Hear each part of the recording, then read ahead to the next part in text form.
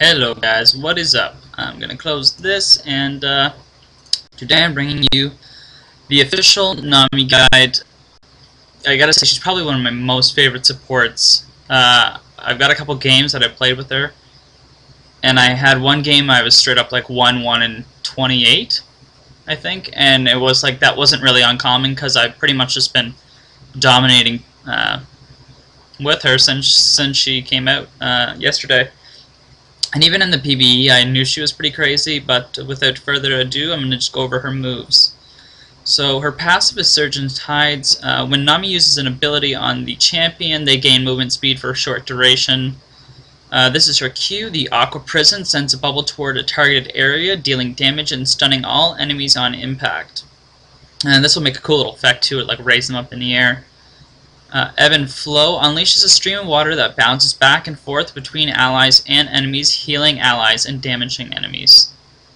Tidecaller's Blessing empowers an allied champion for a short duration. The allies' basic attacks deal bonus magic damage and slow the target. And then finally, Tidal Wave summons a massive tidal wave that's knocked up and slows enemies. All these moves are amazing. LoLReplay isn't working currently, so I will put a link in the description of legit gameplay with her, because everything is relatively the same. Like some of the ratios of her moves might be a little bit changed, but aside from that, the gameplay is all the same. In terms of what I would max first, she's probably the only champion where, like, aside from obviously maxing your ultimate first, I would kind of keep everything, like, I wouldn't say this necessarily. She's got a lot of freedom in what you want to max and where you want to put your points. She's not like one of those champions where, like, you have to max something right away. Because this gives you a ton of damage, costs no mana when it increases in level, and the cooldown gets shorter. This heals for more, which is good because the AP ratio on her heal isn't that great. And you're not really going to be getting a ton of AP because of this. And then Tidecaller's Blessing is it's really good, but it requires it requires a lot of work, like teamwork between you and your AD carry. Like if you were on Skype with them, then I'd say max this. You know, like if it was like a legitimate team game where you're all talking to each other, I would say max this first, because is just so strong. Like, you can really dominate your lane if you've got a good champion that can really poke. And her ultimate's just amazing. Like, it's probably one of the biggest reasons why I do like her, because you can set people up so well. It's kind of ridiculous how well you can set people up with it. And then her passive is really nice for you can just get people out of jams, like, or for like chasing people down. Like, there's a lot of times where, like, I'll use this on the AD carry so that they'll get this to chase them down. So from here, I'm going to be moving on to her Masteries. So the Masteries I do take for her are the support ones. Okay, so I took the cooldown reduction here, and 1 point in Summoner's Wrath, and this is only if you are going to be using Exhaust. When it comes to Summoner spells, well, I'll talk about that after. Here I took Summoner's Insight for the flash cooldown, and anything else on here that you might want. So Meditation to get the mana regen, Mastermind obviously for the Summoner spell cooldown reduction, Artificer, yeah, for cooldown to activated items, Greed as well as Wealth. Biscuiteer, this is a good one. Like, I don't know, this is kind of a take it or leave it. You can get something else if you want, but this is kind of just good at the start. If you want, you could opt for the more mana at max level. But between these two, they make your first laning phase really strong, because you can spam your moves, and between having that and Wealth, you can come out with a ton of potions, so you can really just spam like a madman. And this is a nice little minute-long ward that you can use if I don't know, you can kind of use it as your initial ward to kind of get like some early bush vision, so that you can kind of take control of a bush and kind of stop them. So it's good for that. Do note that these are only one-time use, and they are why I say if you want, you could take something else if you wanted to go for more of like a late game and take Expanded Mind or something like that, or if you wanted to take Wonder. Oh, sorry. Pickpocket. This is a no negotiations. Take it. You're gonna get 3 gold every time you attack someone or an enemy champion, and it's on a 5-second cooldown, so super short and an amazing move or an amazing perk, I guess. This is probably the best change, hands down, to the utility tree, I would say. Resilience, this is for the cooldown reduction, so you're going to start with 10% cooldown reduction, and you could even change these, but early game they'll be nice. But the setup they use for the items, you're going to max out cooldown reduction, which will be really nice. And then finally, Nimble, which is good for the positioning of your Q. That Q, the radius and the timing is a little funky on it. It takes a little bit to get used to. So that is her masteries that I took. Now for the spells that you're going to want to take in, I think this is set up for, yeah. No, it's not. How do I switch? Make it switch? Or is this just all the spells? Either way. Flash is going to be a staple. You're going to take that regardless now. For other moves that you can take, heal is changed now, and it heals everybody for a flat amount. So heal is an option that you can take, which is really great, and it will heal everybody for a max of 350. So this is way better than it was last season, because you used to get a big heal and then everyone else would get a half heal, but now it's just everybody gets a pretty good sized heal. Then you can take Exhaust if you want to. These aren't in order, they're just kind of more preference. So yeah, so you can take Exhaust, and this is why they took the 1 point in offensive, because of the resistance. It's really good for dominating early lane, and it makes the setup of your Q really, really easy. So you can exhaust someone and then drop your Q on them, and it's pretty much a guaranteed kill at like level 1 or 2. There's not a whole lot they can do, really. And then secondly, if you want to, you could take Teleport. Now, I say this because Nami is such a good tower defender. Between her ultimate and her Q, she's really, really good at defending towers. And also for getting back very quickly, or if a lane's in trouble, you can take Teleport. I do like it on her. Mind you, any AD carry will want you to get Exhaust, but if you feel like you're really good with your Qs, then you could take Teleport. Because, I don't know, I like it for mid-game and stuff when like towers start getting taken out, because she really can defend a tower pretty much on her own. I mean, like, if it was like 1-on-1 or 2-on-2, like a lot of people won't approach a tower with her around because of her Q, and because of her ultimate. It's really easy to just screw over like 2 or 3 people and just get them totally owned. So that is why I say that, because she is such a good tower defender. Now on to the ruins. I don't have a perfect setup for ruins, so I will be switching over to the store. And so I have are any of these. So you can start with health quints. If you choose to do otherwise, then you can go for, I'd say, GPs if you're gonna get any other quints. But these are just good for that like level 1 and just for having a little bit more health. Like, she's really squishy, especially in terms of supports. Like when there's supports like Alistar and Blitzcrank around, she's really squish.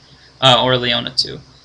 And now I would stick with these. I say like you get 13 armor from that. You're gonna be up against an AD carry. It's really good to have that flat 13 armor right off the bat, especially with Black Cleaver being so strong now.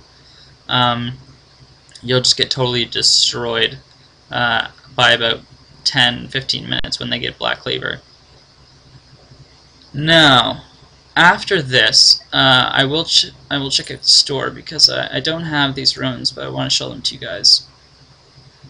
They would be the ones that I would get if I wasn't saving all my stuff up for more champions. And they are just the mana regen glyphs, where, yeah. I think this is it, right? No, I'm pretty sure it's these. Yeah. So you get 9 of these, and each 3 is essentially like 1. So you can grab those, but I thought I remembered them being called something different. But I could be wrong. Yeah, I think so. So that is what I would get, mainly because then you can spam your moves all day, and you can spam your Q all day. For marks, I would go penetration if you're hitting your Q a lot, because it does do a good amount of base damage. And if you're not gonna go for that, then you could get flat ability powers, or I don't know. I'd say this is the only really decent option for her red, is to get the penetration. So that's probably where I'd stick with those. Okay, and now finally on to the items. This store is different than the other one I used. I can't show you all the items, but at the same time I can kind of go through and show you all the items in the order that I'd buy them. So you're going to start off, you're going to get Fairy Charm, you're going to get your Sight Ward, you can get 2 potions and then a mana pot after that, because the mana pot is going to give you mana and you can just use that to heal anyways, which would be nice because if your AD carry is getting bruised, then you can use it on them. Now, after you get that, you're going to be getting a... Can I do this in the list? I suppose I don't really need to. You're going to be getting Philo Stone, followed by Cage's Lucky Pick, and then Tear of the Goddess. Now, I get Tear of the Goddess because of its passive. I wish that would stop twitching like that. Because it's kind of one of those things that you want early on. And then after this, you're going to follow that up with a Sight Stone, and then finally you're going to grab your boots. So that'll be your 6 items. This is kind of your early game core setup. And then I think I do have it in here where I've got kind of a later game setup. So this is essentially what you will be going for. These items right here. And so you're going to have your Ruby Sight Stone. Cage's Lucky Pick is going to be turned into... Where did this go? That's right here. So Cage's Lucky Pick, you're going to be turning into the Morellonomicon, I think that's how you pronounce that. This is for the CDR and the mana regen and the ability power. It's a really good item, and the whole time you can have it as a GB10. Now, after that, you will have... it doesn't show it here because the item becomes a passive, but once you hit level 15, you're going to want to get Elysia's Miracle. This will make it so, and at the latest 15. If you go any later, you're just going to be screwed. Or you can put it, or get it at, you could get it earlier, like level 14, but I would suggest getting as much gold out of this as possible. This makes this pretty amazing, and oh my god, it's driving me crazy that it's twitching like that. And it is nice. This does work well with your heal if you do decide to take heal. It reduces the cooldown by 20% on top of the already 10%. Now this, as you can see with the passive, if you gain 3 levels with this item, you gain all the effects of this item permanently, and this item is consumed. And I believe the aid passive is thrown into there as well. So going back here, this was why you're going to get your Tear of the Goddess earlier, because once you max out the 750 bonus magic, the item turns into Seraph's Embrace. Now Seraph's Embrace is great because it will create a mana shield of 20% or 25% of your current maximum mana, which is going to be quite a bit. And with that, you're gonna have, I don't know, you're just gonna have more defense, and the cooldown of this will be lowered by 18 seconds with your masteries. Now after that, you will be getting your Ionian Boots of Lucidity. Between this and Morellonomicon that you'll be turning into with your cages, you'll be up to 35% cooldown reduction on top of your masteries, and even some of that will get wasted, about 5%, but not really that bad. I mean, by the time endgame comes, you're not really going to be too worried about that. It's more, you get that because you'll have 10% off of everything early with nothing, and then 25% with just your boots alone, because this will be, depending upon your choice, one of the items that you'll get last. So I don't know, I would take the initial CDR and waste the 5% at the end, and then you can kind of get the gold from Cage's Lucky Pick longer. Now, Chalice of Harmony, I didn't get to finish this, and you could even take this over Runic Bulwark in terms of when you're gonna get the item, because Chalice turns into, where are you? There you are. Michaelia's Crucible. You're gonna have more mana regen again. So as you can see by this build, you're gonna have spam all day magic. You'll be able to spam your moves constantly, which is really nice because you can basically buff the AD carry, heal everybody on your team, and then spam your Qs in team fights, and you're going to have your ultimate pretty much all the time because of the maxing out on the CDR. So it'll be really nice, but the active on this is amazing. It removes all stuns, roots, taunts, fears, and slows on an ally and heals them for 150 plus 15% of their missing health. Now with our masteries, the cooldown of this is going to be lowered by 27 seconds. That's pretty huge because it's 180 second cooldown, and so that's pretty huge to lower that by 27 seconds. And the passive on this, of course, too, is increasing your mana regen by 1% for each mana missing. So you will be able to cast all day. And you basically just won't ever run out of mana, which will be amazing. It is amazing, I must say. Like, she's one of my favorites. Like, so I have 1, 3, and 24 here, 3, 2, and 15 here. Even when I like lost this game, I was 1, 4, and 13, 1, 5, and 12. These are defeats. 1, 1, and 28, 1, 2, and 17. I mean, if you play this chick right, she can dominate. That's pretty much it. Like, she's just amazing. With the CDR on her Q and the heals and buffing the AD carry, because you wouldn't think so, but that slow and that bonus damage does a ton. And it's 3 attacks, and if you're just spamming that every 6 seconds on them, because it lasts for 5 seconds, so really they've only got 1 second of downtime, even if they don't get to use all the charges. Ruby Sightstone is really great because basically whenever you go to take a Baron, you can put down 3 wards. You can basically totally defend Baron or Dragon or anything you ever decide to take. So it's really nice. And with this build, I've found, well, as you can see, pretty immense success. So I will be sending or not sending, but putting a link of actual gameplay with her, and it was like probably like my 2nd or 3rd time playing with her, and you could already kind of see the potential of the champion. So with a bit of like mastering of her, you can quickly see that she is really strong. So that's pretty much it for now, and I hope you guys like that. If you have any questions or comments or anything, feel free to ask me, and I will hit you back in the comments section below. And please like and subscribe, really helps me out, and I want to thank everybody. I've almost hit 20,000 views. It should be there pretty soon.